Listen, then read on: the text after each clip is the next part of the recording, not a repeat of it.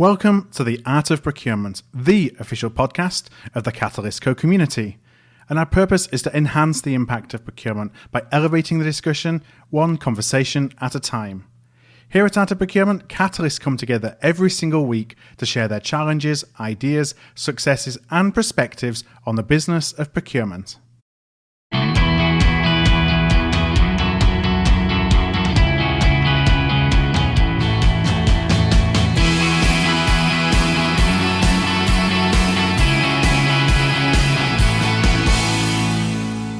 Hi there, I'm Philip Eitzen, and thank you for tuning in to the Art of Procurement today. If you're a regular listener, you'll know that we typically publish an interview every Monday. But this month, we're celebrating Take Action October. So for October only, we're publishing a 5-minute daily micropod to help you take action to elevate the influence and the impact of both yourself and your team. If you're joining us midway through this series, listen to episode 204. That will give you more details on Take Action October and the daily 5-minute podcast. I also explain the concept of a vehicle in that episode, which in my experience is the single most important factor that determines your ability to translate learnings into action. Today, I want to talk about the topic of the health of our supplier engagements. So I've had the opportunity to be involved in supplier engagements as a buyer, as a seller, and as an account or delivery manager. And during that time, I've had the opportunity to see a number of contracts. I've seen them go well, but I've also seen a lot of them go not so well, go off the rails. And yet most times when that does happen, when things go south, either red flags were missed or worse, they were just ignored. And so today, and you might actually need to re-listen to this one to write down what I'm about to share, but I developed a list of 14 different questions to ask yourself within the middle of a contract to assess if there is trouble ahead, or if there's a likelihood of trouble ahead in any particular supplier relationship. So here are the 14 questions. Number 1, does the same burning platform or need for this product or service exist as the day the contract was signed? Number 2, does this supplier still have the internal sponsorship necessary to fulfill their commitments? Number 3, is the supplier performing in line with the contract? Number 4 is what is the likelihood that they will continue to perform through the rest of the contract? Question 5, what's the reputation of this engagement within your company?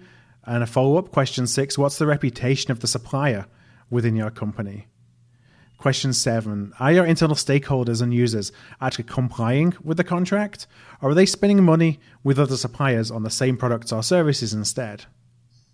Question 8, is there a cultural fit or a strong feeling of partnership between you and your supplier? Question 9, if you have a governance program in place, is it adhered to, or is it just a check-the-box exercise? Is it something that's actually used to really further the relationship and improve business outcomes? Question 10, is the contract itself and the metrics within it, are they encouraging the right behaviors on both sides? Question 11, do you feel that the right level of people are servicing your business? Or did the supplier sell you the A team and then give you the B team, or worse, once the deal was actually signed? Question 12, has the financial health or the ownership status of your supplier changed since the deal was signed? Question 13, have there been any risk events during the course of the contract to date? And question 14, is the supplier actually meeting their original business case? Or have you come to them for additional scope to be provided free of charge? Have you come to them for fee reductions? Or are you just a difficult customer to serve? So as I say, you may need to listen to those 14 questions again. I'll actually include them in the show notes for the episode. But my action item today is this.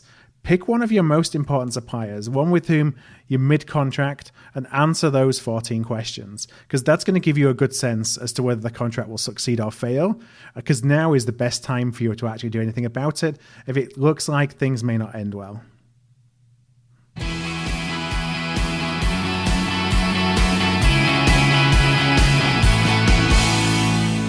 Thanks for joining me for this special Take Action October podcast from the Art of Procurement.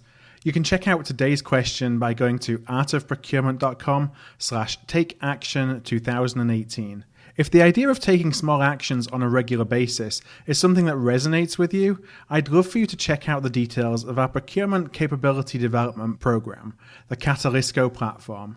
The Catalysco platform translates dots into lines. So taking individual pieces of learning, insight, validation, and inspiration and connecting them to coordinated strategies and actions, that's really important, that elevate your influence and your impact. The Catalysco platform helps procurement professionals all around the world become truly trusted advisors. So if that's something that you would like to check out, visit artofprocurement.com/TCP. That's artofprocurement.com/TCP. And I'll be back again tomorrow with another Take Action October daily podcast.